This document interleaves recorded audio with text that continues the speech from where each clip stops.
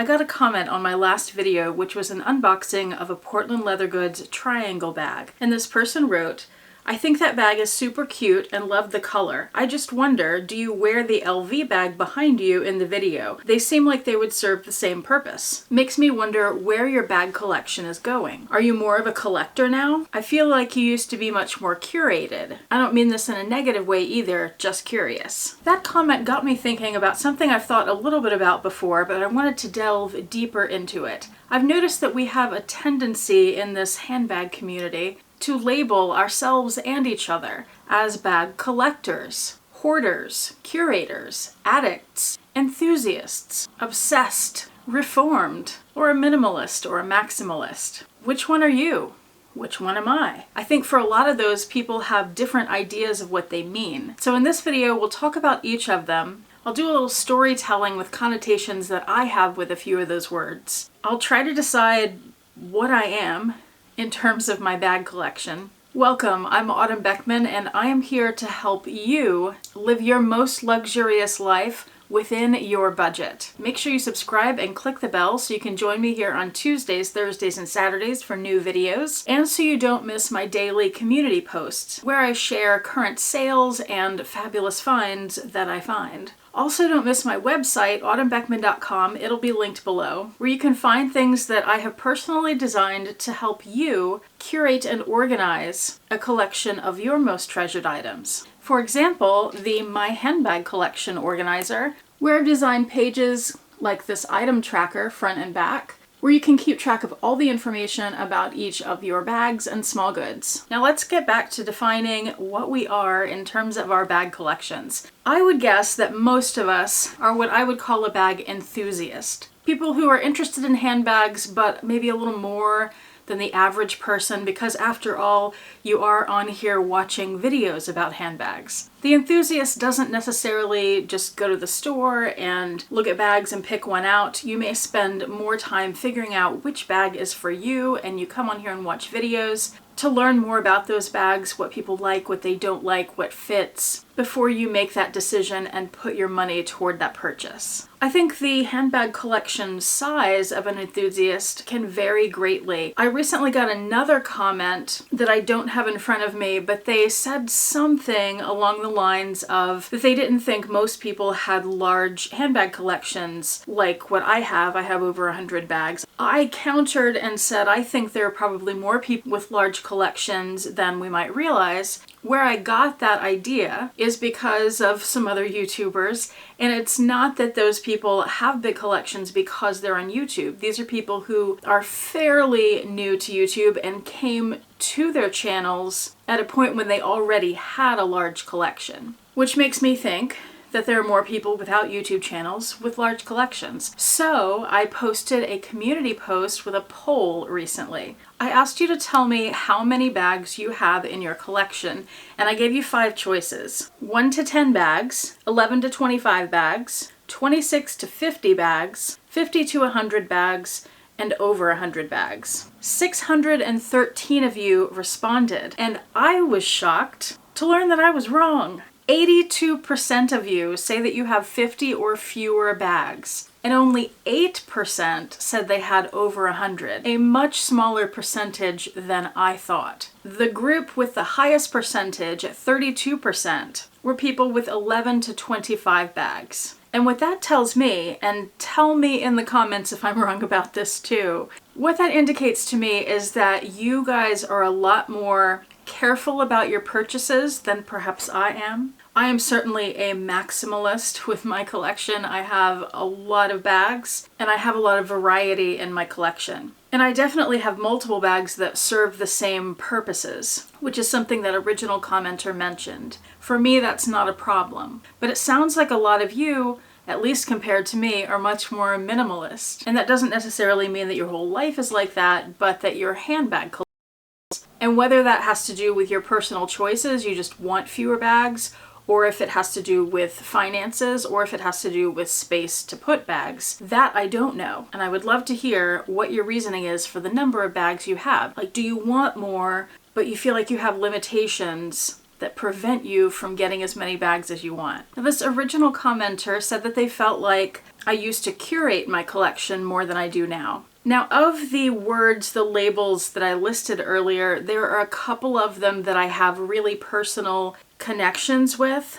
and I have very specific definitions of them based on my experience with those words in my life. Curation is one of those. So for me, I'm an artist. Curation for me, I associate most with curating an art exhibition. And what that means is not just selecting a few pieces for the show and putting them on walls. It means taking a whole body of work or a group of work or a theme of work. First of all, that's the thing, is you have to figure out what it is you are trying to create. So are you doing a retrospective of one artist's life, in which case you would need things from across their lifespan? Are you doing a show that showcases their classic or most famous pieces? Are you doing a show that represents one period of that artist's life? Are you doing a group show where you're showing iconic pieces from different artists? Or perhaps a themed show where you have different artists that are all speaking to a certain theme? The same could be said if you're curating a bag collection. And by the way, when I use the word collection to talk about a handbag collection, I say that in a very general way to represent just a group of bags. Just because you have a handbag collection doesn't mean you are a collector, but I'll get to that in a minute. So with curation, since I come from that definition where it's very specific, I don't think that I curate my handbag collection, although there's an exception that I'll talk about in a minute. I don't have one goal for my collection or one theme. I don't even have, for the most part, a set of limitations that any bag I purchase has to meet X, Y, and Z criteria. I just buy things I like. I think curation has come to mean something much more broad, where you're just making a thoughtful selection of a group of things. For example, maybe you want a set of handbags, maybe you want to limit yourself to 10 bags and you want those to cover XYZ situations of different colors, sizes, uses, and you could curate a collection in that way to fit those criteria. But I suspect that that's not what most people do, that most people are not that strategic about it. So what about being a bag collector? I think there are a lot of people who call themselves that. And for me, there are two different definitions of a collector.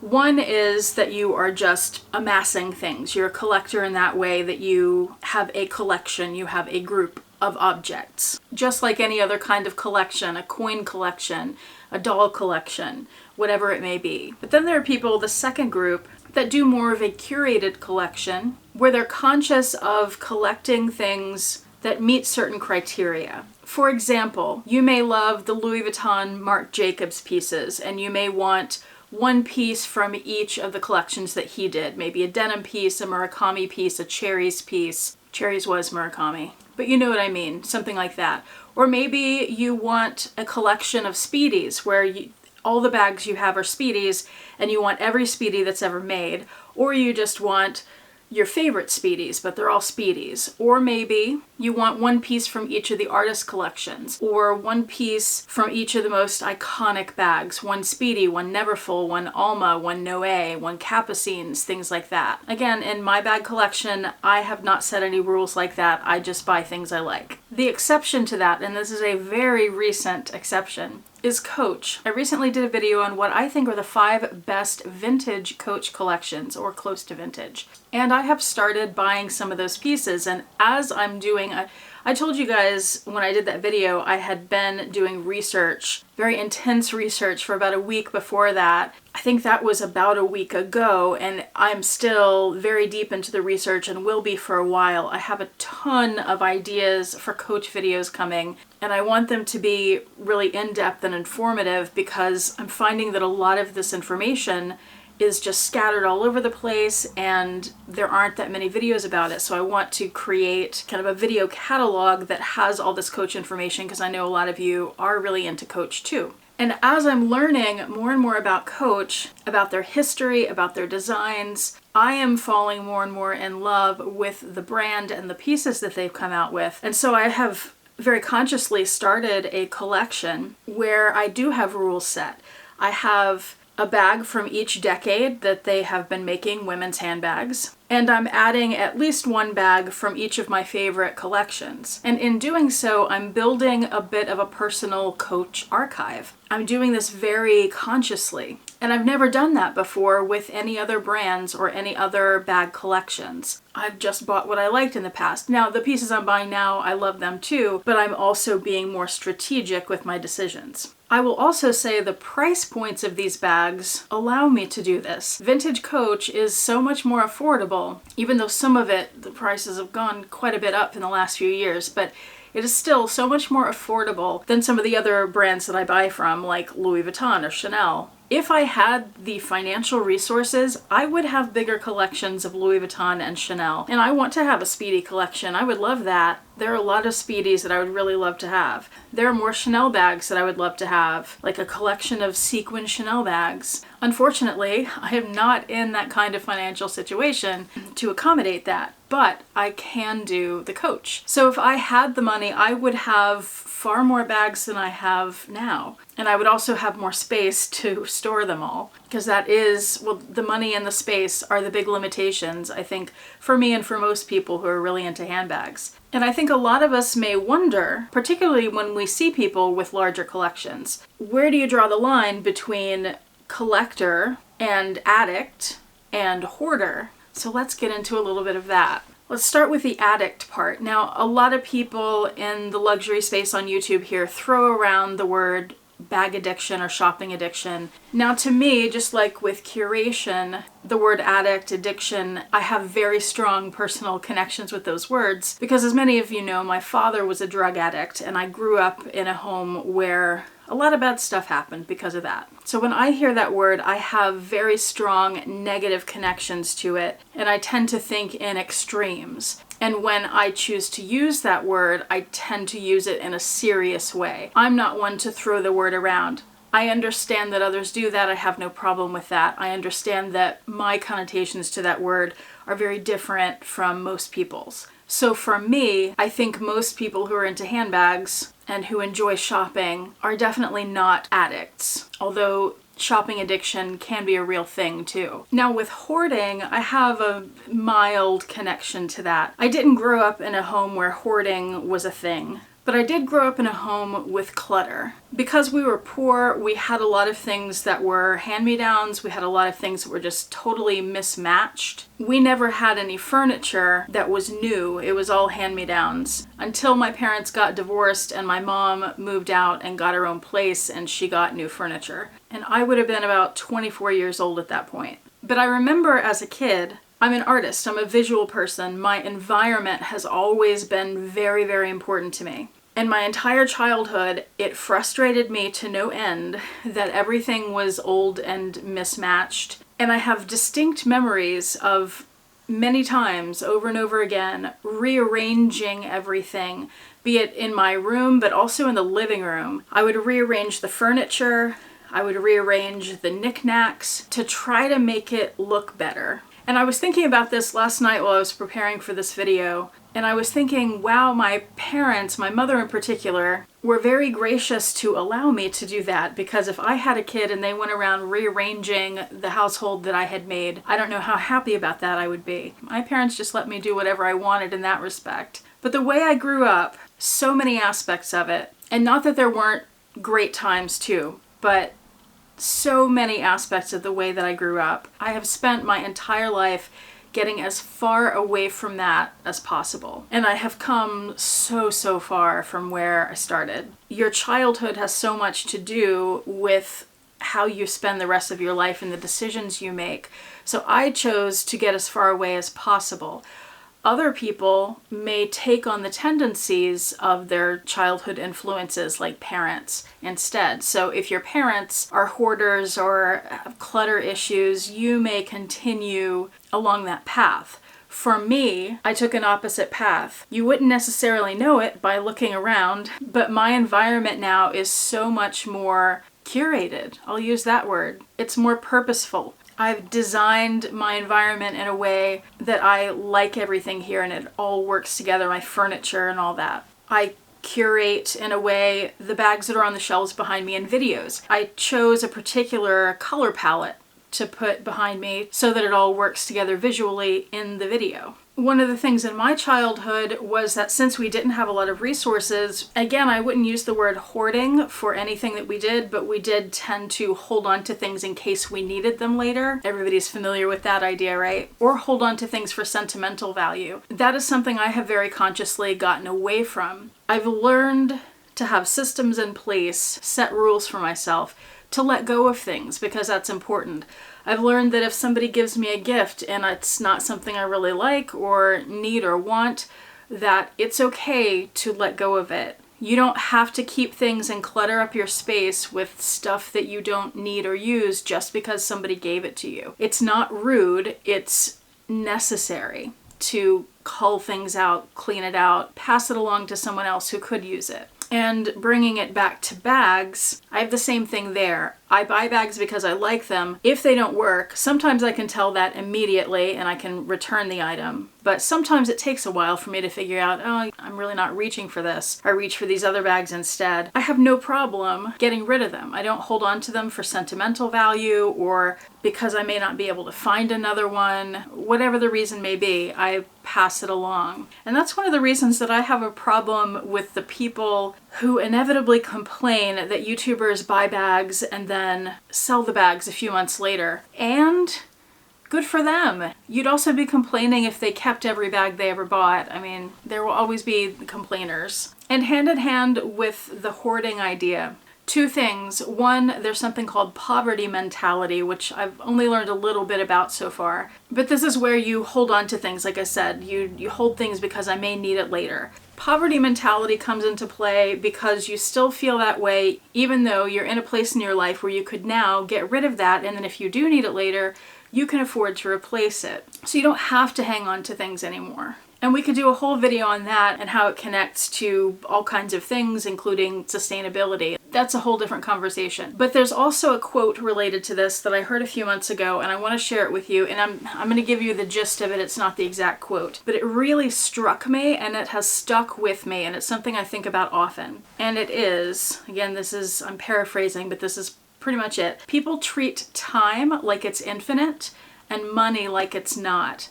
when in fact the opposite is true. Think about that. So many of us concern ourselves so much with the cost of something, spending money on this or that, or saving money instead of spending money on this or that. And, oh, I can save money by doing this myself, but then that's costing you time.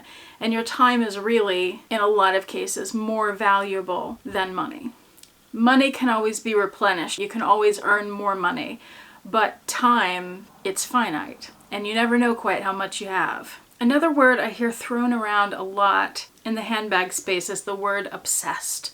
I'm obsessed with this or that or the other. I'm not a big fan of that word because it does have some serious connotations, and I think it's just overused. I think curated has become overused too. But that said, I would describe myself as getting obsessed with things sometimes. I develop what people call special interests. This is where I get very interested in something and I go on a very deep dive with that subject. For a while, I seek to learn everything there is to know about this topic, and not only that, but gather, collect information, and then organize the information, and then try to tell a story, figure out patterns, put that information together in a way that makes sense to me. And then when I have an audience to do so, often Paul, sometimes you guys, sometimes other people, I will share what I've learned. Hopefully in a way that is not just understandable, but interesting. And I think that's a big part of what makes me a good educator.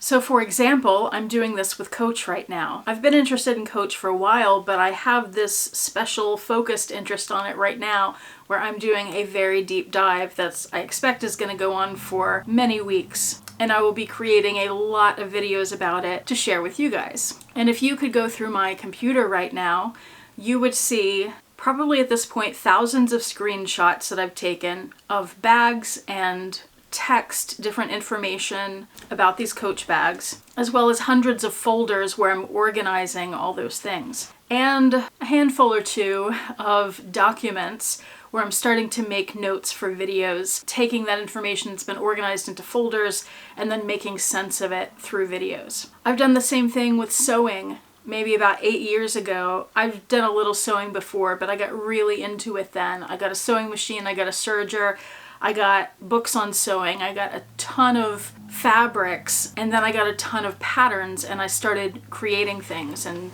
sewing things. And I wouldn't just follow the patterns, I would use the patterns as a base and then add my own things to it, alterations or different aspects, whatever I had in mind to create things. And that's what I do in the videos, is creating videos from all these things I'm interested in. Handbags have been a huge special interest for a long time. In fact, you may have noticed, I'm so interested in handbags that I've created a YouTube channel that's been going on for about 7 years now, where I've made video after video, hundreds. I think I reached my 1,000th video recently. I've made that many videos about handbags. And that's one of the reasons I have so many bags, that the bags are part of my business here now. If I didn't have the YouTube channel, I probably wouldn't have as many bags as I have, but I just might. I just might. So my final self-diagnosis. Am I a collector, a hoarder, a curator, an addict, an enthusiast, obsessed, a minimalist, or a maximalist? I would say that I'm beyond enthusiast, that I'm more in the collector category. Although I haven't really considered myself a collector in the way I defined it today, it doesn't really define how I choose which bags to add. So maybe somewhere between the two. I certainly don't have a curated collection except for what I'm building with Coach right now. I'm definitely a maximalist. But what would you say you are? Let me know in the comment section below what you relate to here, how you might define things differently, because I know we have different definitions of some of these words, particularly based on experiences we've had with them in our lives. Let me know your thoughts in the comments below. Thank you so much for watching. I do appreciate it. Hope to see you back here next time, and I hope you have a fantastic day. Bye.